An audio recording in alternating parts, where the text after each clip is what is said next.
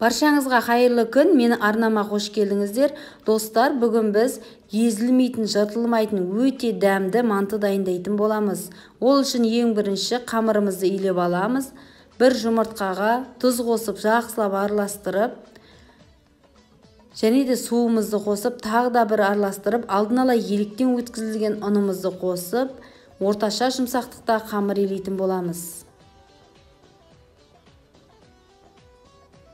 Онда бірден қосып жібермеңіздер, 2-3 бөлікке бөле отырып, қосып қамыр илейтін боламыз.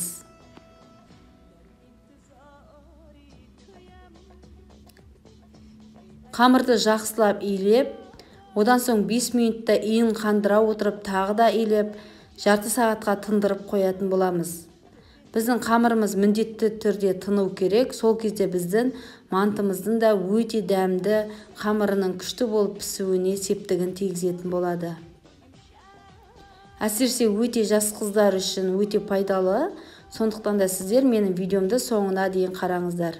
Менің мінекей алып отқан етім, яғни ет тартқыштан өткізілген фаршым өте майлы. Сондықтан да мен қазір қосатын қоспама су қоспаймын. Еттеріңіз майлы болса қоспаңыздар, ал егер де етіңіз майсыздау болатын болса, онда сұйық май мен аздап су қосып жіберсеңіздер болады. Арасына салатын салмаға осылайша пияз бен капустаны ұсақтап, яғни майдалап турап қостым. Одан соң тұз бұрышымды салып, татымына қарай жақсылап араластырып алатын боламын. Мінекей көріп тұрғандарыңыздай, менің етім өте майлы, қолдан тартылған фарш. Біздің қамырымыз дайын болды. Енді қамырымызды 3 бөлікке бөле отырып, қамыр жаятын боламыз.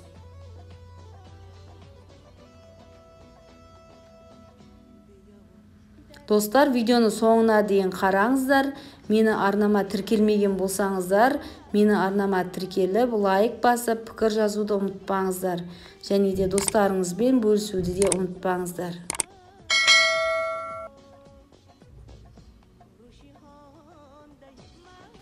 Қамырды ең бірінші жая бастаған кезде осылайша бастырып, бір тегістеп, яғни бір дөңгелектеп алыңыздар. Одан соң оқтаудың 2 шетін баса отырып, қамыр жаямыз. Қамырды өте жұқа етіп жайыңыздар. Сол кезде біздің мантымыздың қамыры өте жақсы болып шығады.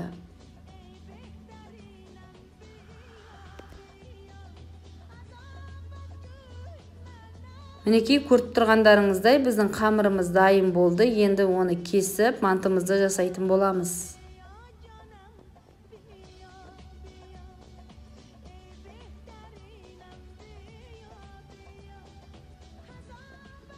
Арасына салмасын сала отырып, мантымызды бүгіп, одан соң ыдысымызға салып, 50 минут 1 сағатта отта пісіріп алатын боламыз.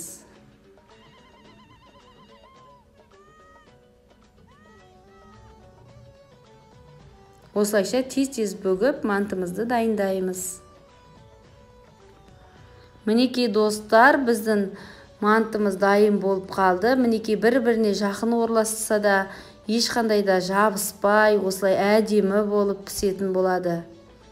Бетіне аскөк пен көк пиязды пайдаландым. Ас болсын достар.